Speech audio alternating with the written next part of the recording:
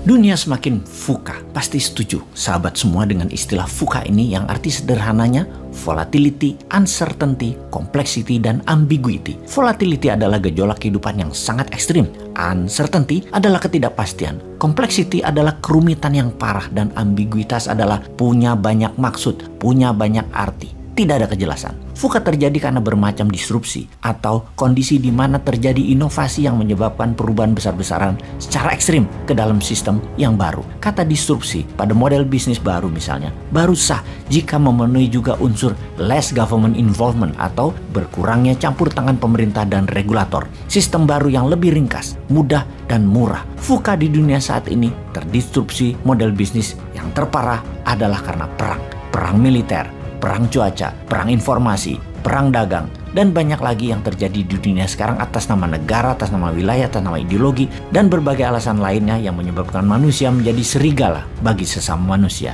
Kita detailkan lagi penyebab VUCA, biological warfare, yaitu perang biologi virus Wuhan misalnya, perang obat-obatan big farmasi dunia, perang militer di Ukraina, dan beberapa negara di Timur Tengah, perang pangan, efek terganggunya jalur pangan dan perubahan iklim karena perang cuaca.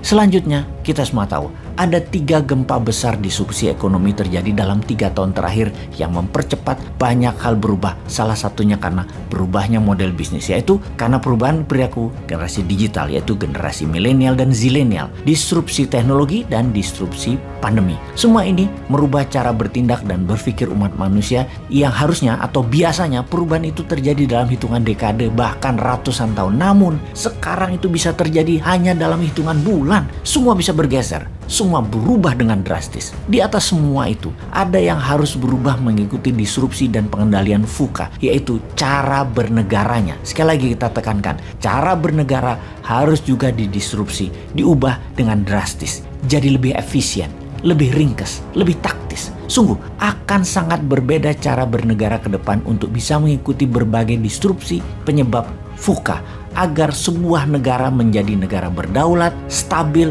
progres, dan sejahtera. Kita melihat ke dalam sekarang, masih cocokkah cara bernegara Indonesia selama ini? Kita tahu ada banyak cara bernegara dan kita pastikan cara bernegara tidak harus merubah pondasi negara yaitu Pancasila dan Undang-Undang 45. Namun cara atau how to-nya kita bisa ubah. Cara untuk membuat Indonesia menjadi negara kaya, makmur, kuat, berdaulat, sehat, pintar, dan bahagia warganya. Kita bisa, yaitu dengan mengubah 100% cara yang dilakukan oleh negara saat ini dalam sistem ekonominya. Itu yang kita fokuskan di awalnya, karena sungguh kesejahteraan adalah kunci kesehatan, kemakmuran adalah kunci pertahanan dan keamanan, kekayaan adalah kunci majunya kesadaran spiritual, majunya budaya, majunya sosial, dan kedaulatan sebuah negara tentunya. Bagaimana untuk membuat ekonomi Indonesia makmur, sejahtera, gemah limpah, loh jinawi, ijo royo-royo, tentrem kertora harjo. Oh maaf pakai bahasa Jawa, artinya makmur, sehat, aman, subur, damai. Bener deh, rasanya sulit untuk masyarakat hidup, menjalankan ibadah spiritual, mencari kebahagiaan kalau perut lapar, berpenyakit, hartanya dijajah, dan menjalankan kehidupan sehari-hari, barang-barang serta jasanya bergantung dari negara dan bangsa lain. Karena itu, kita harus mempelajari banyak hal di dunia luar sana sebagai pengetahuan atas apa yang terjadi di berbagai wilayah dan apa yang terjadi di tanah air karena pengaruh di luar sana.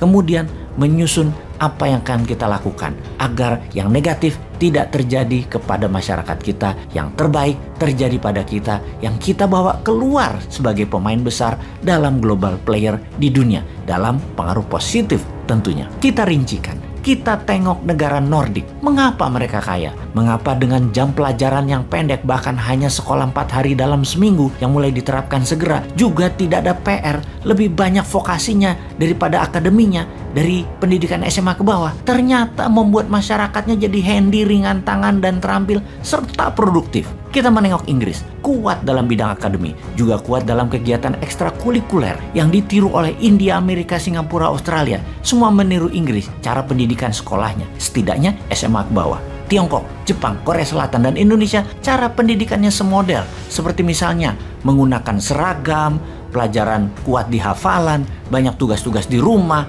panjang jam pelajaran sekolahnya. Dan menurut saya pribadi, Indonesia lebih pas bergaya seperti negara-negara Nordik pendidikannya. Karena pada dasarnya tangan rakyat Indonesia tuh terampil, budayanya kreatif, dan orangnya tipenya outdoor. Kita lanjutkan cara bernegaranya dengan melihat negara lain, dan kita ambil yang terbaiknya untuk kita tiru dan kita kembangkan sesuai dengan budaya dan sosial masyarakat Indonesia. Maka kita mendaftar mana yang terbaik untuk kita adopsi. Misalnya, pertanian terefisien adalah apa yang dipraktekkan Israel dan Tiongkok di Inner Mongolia. Perkebunan terbaik meniru gaya Perancis, Spanyol, dan Amerika. Perikanan, kelautan, Jepang, dan negara Nordik patut ditiru. Menanggulangi kenaikan permukaan laut dan turunnya daratan, kita meniru Copenhagen dan Amsterdam. Militer, kita meniru Amerika dan Tiongkok. Soft power, entertainment, musik, film, budaya, meniru Korea Selatan dan Hollywood. Teknologi meniru Tiongkok dan Amerika. Jalur distribusi dan produksi meniru Tiongkok. Taktik perang wilayah meniru NATO. Taktik perang ekonomi meniru obor. Strategi keuangan moneter dalam negeri meniru renminbi. Swastanisasi membangun UKM meniru Taiwan dan Tiongkok. Elit politik meniru aristokrat politikus Eropa yang santun terdidik dan berorientasi ke rakyat. Kelolaan negara meniru Singapura dalam masalah perumahan, sampah, lingkungan hidup untuk menjadikan Indonesia livable, workable, eco-living terbaik di dunia. Keuangan rupiah backed by gold menggantikan dolar. Ini semua akan membuat Indonesia the best maritime country in the world. The strongest country in the southern hemisphere, menjadi idaman dunia untuk tinggal dan hidup di Indonesia. Ini semua akan terjadi kalau setiap tahunnya ada 10 juta warga dunia mengantri ingin menjadi warga negara Indonesia. Kalau warga Eropa dan Amerika ingin pindah ke Indonesia. Kalau orang kaya Tiongkok ingin hidup di Indonesia. Kalau orang pinter India ingin hidup di Indonesia. Kalau orang alim ulama dunia ingin hidup di Indonesia. Kalau orang terbaik di dunia ingin hidup di Indonesia. Itulah cita-cita Indonesia ke depan yang pasti terjadi. Ngomong-ngomong, siapa yang akan menjadikan impian ini menjadi kenyataan? Old mind atau new mind ya? Silahkan dipikir-pikir dan dipilih deh.